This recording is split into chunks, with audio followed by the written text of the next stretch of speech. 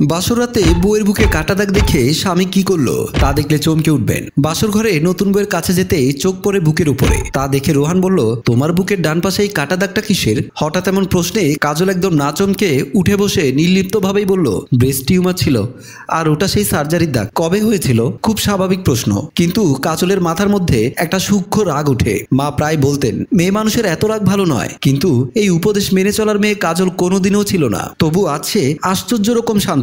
কি হলো, উত্তর দিচ্ছেন না যে?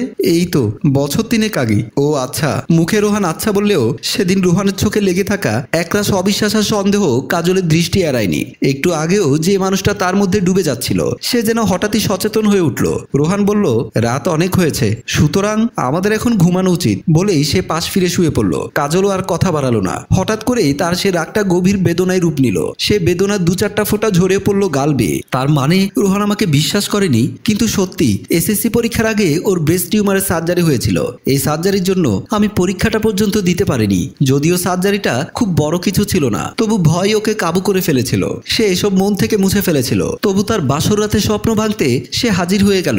পরিবারের পছন্দে শিক্ষিত আর সুশীল একটা ছেলেকেই তো বিয়ে করেছে, কিন্তু কেমন শিক্ষিত সে যে একটা সার্জারির দাগ চিনতে পারে না, অন্য কিছু ভেবে বসে আছে। সে বিয়ের 2 দিন আগের কথা ভাবতে থাকে। বিয়ের প্রায় 1 সপ্তাহ পর কাজলের বন্ধু বান্ধবরা এসেছিল কাজলকে দেখতে। ওদের মধ্যে 2জন ছিল ছেলে বন্ধু ও একজন মেয়ে, রাজু আরিফ মিম। রাজু, আরিফ আর মিম তারা কাজলের ছোটবেলার ফ্রেন্ড। ওরা সোফায় বসে গল্প করছে। রোহান রুম থেকে বের হতেই ওদের দেখে। রোহান বন্ধুদেরকে কাজলের পাশে দেখে ওর চোখে বিরক্তিকর ফুটে উঠল। সেদিকে চোখ পড়ে কাজলের। বিয়ের এই কদিনের মধ্যে রোহানের চোখের ভাষা পড়তে শিখে গেছে কাজল। স্বামীর সাথে এটুকুই মাত্র হৃদ্ধতা তার। কাজল রোহানকে বলল, এদিকে আসেন না, সবার সাথে পরিচয় করিয়ে দেই। রোহান কোনো কথা না বলে ভদ্রতার সহিত সেখানে এসে বসে, আর সবাই মিলে গল্প করতে লাগলো। সেদিন রাতে 2জন দুপাশ ফিরে শুয়ে রইল। রোহান 2জনের মাঝখানে একটা কোল বালিশ দিয়ে দেয়। কাজল আবারও অবাক হয়, একটা শিক্ষিত লোকের মন কি করে এতটা সংকীর্ণ হতে পারে। অবশ্য এসব ভেবে কোনো লাভ নেই। বাবা মার পছন্দে বিয়ে করলো, তারা নিশ্চয়ই ভুল করতে পারেন না। আমার জন্য হয়তো এই ছেলেটাই পারফেক্ট। একটু সন্দেহপ্রবণ তো কি হয়েছে, থাক না। রোহান বলল, তোমার বন্ধুদের মাঝে কি মেয়েটার বয়ফ্রেন্ড ছিল? কাজল বলল, না, আমরা সবাই ছোটবেলার বন্ধু, খুব ঘনিষ্ঠ সম্পর্ক। ও তাহলে তো ভালো, ঘুমাও তাহলে বলেই রোহান ঘুমিয়ে যায়। দেখতে দেখতে রোহান কাজলের বিয়ের প্রায় 2 বছর হয়ে গেল। রোহান এখনো কাজলকে সন্দেহ করে। কাজল তা জেনেও বাবা মায়ের পছন্দ করা ছেলেটির সংসারে রয়ে গেল। রোহান অফিসে চলে যাবার পর কাজল কিচেনে রান্না করা নিয়ে ব্যস্ত। সে রান্নাঘরে একা কাজ করছে। হঠাৎ কলিং বেলের শব্দে কিছুটা চমকে উঠে কাজল। এখন তো কারো আসার কথা নয়। রোহান ফিরে এলো না তো? আজ এত তাড়াতাড়ি অফিস ছুটি হয়ে গেল? কোনো দুর্ঘটনা নয় তো? এক ছাদের নিচে থাকতে থাকতে আজকাল মানুষটার প্রতি খুব মায়া পড়ে গেছে ওর। তবে কি এর নাম ভালোবাসা? তবু অনিশ্চিত পদক্ষেপে এগিয়ে যায় দরজার দিকে।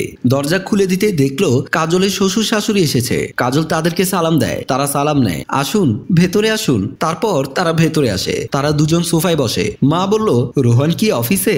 হ্যাঁ মা, রোহান অফিসে। বাবা বলল, তো বৌমা এখানে কেমন লাগছে? আমার ছেলে কি তোমার যত্ন নেয়? আমরা গ্রামে থাকি, এখানে কি হচ্ছে না হচ্ছে তা তো আর দেখি না। কাজল বলল, আলহামদুলিল্লাহ বাবা, অনেকটাই ভালো আছি, সব মিলিয়ে বেশ সুখে আছি। মা বলল, বিয়ে তো 2 বছর হয়ে গেল বৌমা, আমাদের কি একটা নাতি নাতনি দেবে না নাকি? কাজল একটু বিচলিত হয়, তবুও নিজেকে গুছিয়ে বলল, আসলে মা, আপনার ছেলের হয়তো কোনো প্ল্যান আছে, তবে এবারে আমি বলবো বুঝিয়ে, আপনার একটু দোয়া করিয়েন। আপনারা বসেন তাহলে, আমি আপনাদের জন্য নাস্তা নিয়ে আসছি। এই বলে কাজল সেখান থেকে চলে যায়। আজকাল রোহান কাজলকে আর সন্দেহ করে না, কেমন জানি নিশ্চুপ থাকে। রোহান বারান্দায় বিছানা করে এমনি শুয়ে আছে। এমন সময় কাজল আসে পাশে। রোহান চমকে তাকিয়ে বলল, এ কি, তুমি এত রাতে বারান্দায়? ঘুমাওনি কেন? কাজল বলল, আগে বলো, তুমি কেন জেগে আছো? এমনি, ঘুম আসছে না। তুমি আমার সাথে এমন কেন করছো রোহান? আমি আবার কি করলাম? অভিমানে কাজলের কণ্ঠ রোধ হয়ে আসে। সে আর কান্না ধরে রাখতে পারে না। কান্না করতে করতে বলল, তুমি আমাকে আগের মতো কেন শাসন করো না? কেন জবাবদিহি করো না? হঠাৎ একটা দীর্ঘশ্বাসের শব্দে রোহান চমকে উঠে। সে উঠে বসে বলল, কান্না করছো কেন? আচ্ছা কাজল, তুমি আমার সাথে ভালো নেই তাই না? অবশ্যই এটা আমারই অক্ষমতা, তোমাকে আমি ভালো রাখতে ব্যর্থ হয়েছি। কাজল চোখ মুছে বলল, এ কথা কেন বলছো?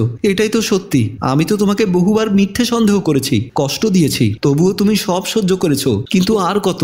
মানে কি বলতে চাও তুমি? রোহান চুপ থাকে, যেন কি বলবে সেটা মনে মনে ঠিক করে নেয়। কিন্তু কাজল আর অপেক্ষা করতে পারে না। এবার সব জড়তা কাটিয়ে কাজল আসল কথাটা বলেই ফেললো, রাজু ভাইকে নিয়ে তুমি যে আমায় সন্দেহ করো সেটা সরাসরি বললেই পারো, এত ভনিতা করার কি দরকার? তোমার তো এটাই ধারণা যে তোমার অনুপস্থিতিতে রাজু ভাইয়ের সাথে আমার। ছি কাজল, এসব তুমি কি বলছো? এরকম কিছুই নয়। আমি একসময় তোমাকে সন্দেহ করতাম, কিন্তু সেটা আমার অন্যায় ছিল।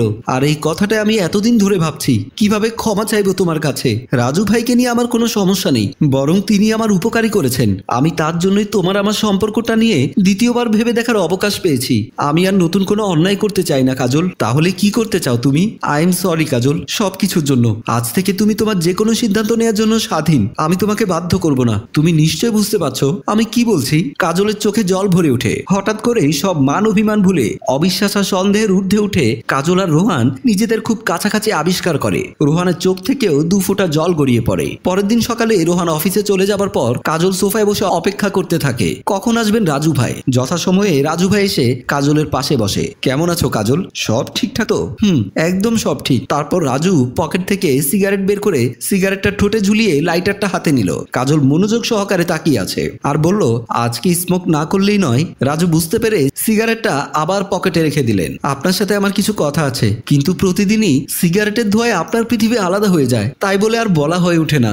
বলো কাজল। আপনাকে অনেক ধন্যবাদ আমাদের সংসারটা ঠিক করে দেওয়ার জন্য। দেখো কাজল, তুমি আমার ছোটবেলার বন্ধু।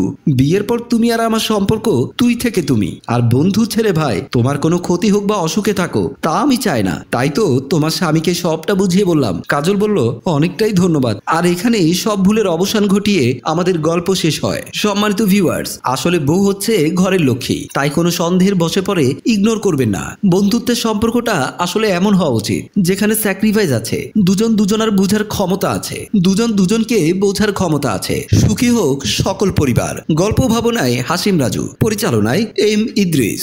গল্পটি ভালো লাগলে লাইক, কমেন্ট ও শেয়ার করুন। ধন্যবাদ।